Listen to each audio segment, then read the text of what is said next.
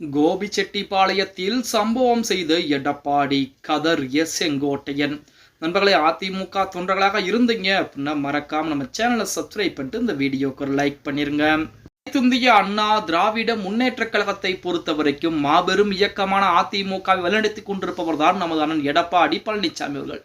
அதிமுகவிலே உள்கட்சி பிரச்சனை என்பது ஆரம்பிப்பதற்கு மிக மிக ஒரு முக்கிய நபராக இருந்தவர் நமது செங்கோட்டையன். அதிமுகவிலே மூத்த தலைவர், முக்கியமான தலைவர் என பல்வேறு பதவிகளுக்கு சொந்தக்காரராக இருந்தவர் நமது செங்கோட்டையன் அவர்கள். அப்படிப்பட்ட செங்கோட்டையன் எடப்பாடி பழனிசாமிக்கு 10 நாட்கள் காலக்கெடுவை கொடுத்திருந்தார். அந்த 10 நாட்கள் காலக்கெடுவிலே எடப்பாடி பழனிசாமி பயந்து விடுவார் அப்படின்னு சொல்லித்தான் அனைவருமே எதிர்பார்த்தாங்க. இருந்த பதிலுமே எடப்பாடி பழனிசாமி எந்தவித பயமுமின்றி அவருடைய பதவிகளை புறம் பறித்திருந்தார். இப்ப செங்கோட்டையனுக்கும் நமது சசிகலா அம்மையாருக்கும் இடையே ஏகப்பட்ட தொடர்பு என்பது, ரகசிய தொடர்பு என்பது இருந்திருக்கு.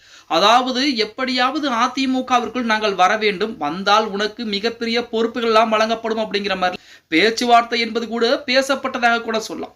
அப்படி இருக்கக்கூடிய சூழலில் கோபிச்செட்டிப்பாளையத்திலே எடப்பாடி பழனிசாமி மாஸ் காட்டி இருக்கிறார். அதாவது நமது செங்கோட்டையனுடைய சொந்த தொகுதியான கோபிச்செட்டிப்பாளையத்தில் சம்பவம் செய்திருக்கிறாராம் எடப்பாடி பழனி.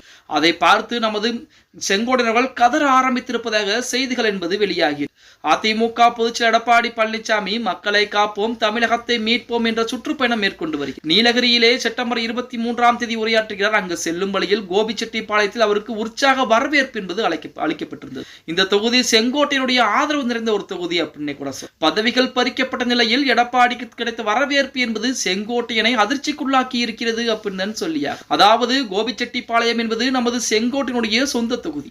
அந்த தொகுதியிலே நமது எடப்பாடி பழனிசாமிக்கு உற்சாகமான வரவேற்பு என்பது அளிக்கப்பட்டிருக்கிறது. அப்ப செங்கோட்டையனுக்கு இருந்த ஆதரவுகள் எல்லாம் என்ன ஆயிற்று? அதாவது செங்கோட்டையன் 10 நாட்கள் காலக்கெடு கொடுத்த அந்த நேரத்திலே செங்கோட்டையனுக்கு ஆதரவு என்பது அதிகமாக இருந்தது. அவருடைய பதவிகளை பறித்த பின்பு அந்த நபர்கள் பூரா எங்களுக்கு கட்சி தான் முக்கியம், தனிநபர் முக்கியம் கிடையாது அப்படின்னு சொல்லி அதிமுகவிலே எடப்பாடிக்கு ஆதரவுகளை கொடுக்க ஆரம்பிச்சிட்டாங்க. அப்படித்தான் கோபிச்செட்டிப்பாளையத்தில் எடப்பாடி பழனிசாமிக்கு அமோகமான வரவேற்பு என்பது கொடுக்கப்பட்டிருக்கிறது. அதாவது 2016ஆம் ஆண்டு அதிமுக வெற்றி பெற்று ஜெயலலிதா அம்மையார் முதலமைச்சர் கூடிய அந்த சமயத்திலே செங்கோட்டையனுக்கு எந்த ஒரு பதவியுமே கொடுக்கல. சட்டமன்ற உறுப்பினராகத்தான் இருந்தார். 2017ஆம் ஆண்டு ஜெயலலிதா அம்மையார் மரணம் அடைகிறாங்க. அந்த நேரத்திலே பள்ளிக்கல்வித்துறை அமைச்சராக சசிகலா அம்மையார் பதவிகளை கொடுக்கிறாங்க. அதில் அன்றிலிருந்து நமது செங்கோட்டையனுக்கும் அதேபோல் சசிகலா அம்மையாருக்கும் இடையே பேச்சுவார்த்தை என்பதெல்லாம் இருந்திருக்கிறது. அதன் காரணமாகத்தான் செங்கோட்டையன் திடீரென போர்க்கொடி உயர்த்தி இருக்கிறார் அப்படிங்கிற மாதிரி செய்திகள் எல்லாம் ஒரு புறம் வெளியாகி கொண்டுதான் இருந்தது.